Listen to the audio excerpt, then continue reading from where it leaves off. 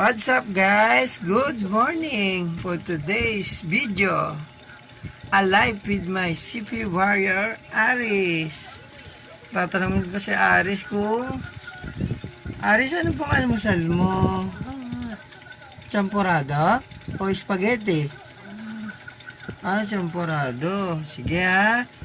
Bibili mo na si AD ng almusal ha. Kiss mo na ako. Very good si Aris. Hi guys, good day off. Bibili na kami ng almusal ng aking bunso. Ang pangalan niya ay Sophia at ito ang aking magandang misis. Wow! Bibili po kami ng almusal ngayon ng aking bunso.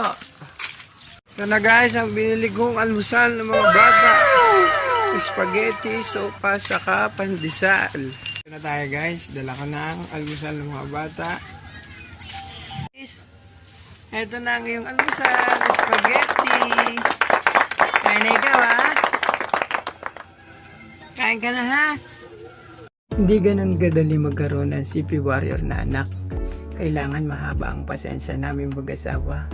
Kailangan intindihin namin siya sa bawat araw o oras na lumilipas. Kumbaga, dapat mahaba ang PC namin at wala rin naman ibang magtutulungan kundi kami mag-asawa. Kailangan maging matibay at matatag kami sa araw-araw na pamumuhay dahil ito ang binigay sa amin ng Diyos. Pero hindi rin naman dito matatapos ang lahat. Patuloy kaming lumalaban sa buhay ng mga pagsubok ang dumarating at dadating sa amin. Ilalagay na lamang namin sa aking puso't isip na wala namang binigay Panginoon sa Kristo na hindi natin kayang lagpasan. Bawat pagsubok na darating sa atin ang meron na sa kanya. Hindi man sana makabukas o sa darating na araw, pero itin sa kanya ang mga panahon ihintay sa kanya. Kaya guys, kung yung parang anak na prioritaris, huwag kayong sasawa mo ang mga anak. Hindi kasi wala namang ibang nagawa hindi tayong hindi habang tayong malakas pa, habang tayo hindi makapakita natin sa ating mga pagiging isang mabuting magulang dahil gagayahin din nila yung balang araw pag sila yung nagkaroon na ng kanilang mga pamilya. Kung tayong mga guys, may kasabihan na hanggat ang tao meron doon pag-asa. Sa ngayon,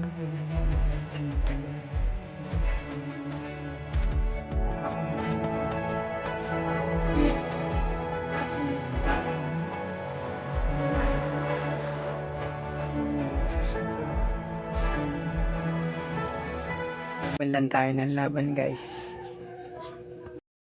Punta naman kami ngayon guys sa barangay Molino 3, Bacoor, Cavite.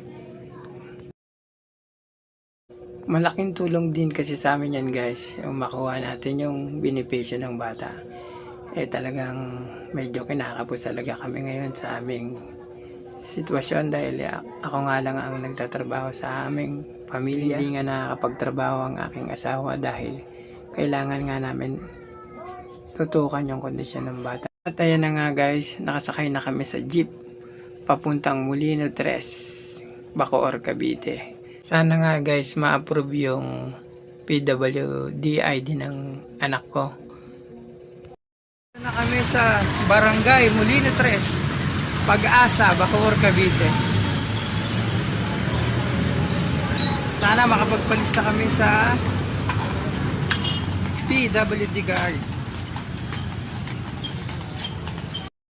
Ay na guys, papasok na kami. Kaya lang hindi na tayo pwedeng mag-video doon kasi baka bawal yan kasi sa government to. Yan guys. So hanggang dito na lang muna ang ating vlog guys kasi yun, nalakad ko na nga yung mga requirements ni Aris para sa PWD ID. So marami pa tayong asikasuhin. Update ko na lang kayo sa susunod na video. Pasalamat ako guys sa lahat ng mga sumusuporta sa aking profile account. Thank you for watching. God bless and take care.